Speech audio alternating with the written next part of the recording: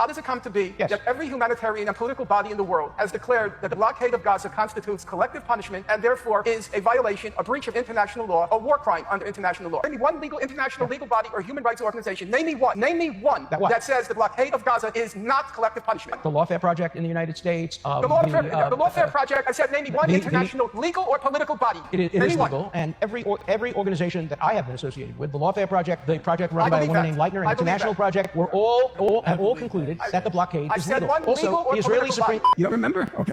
Allow me.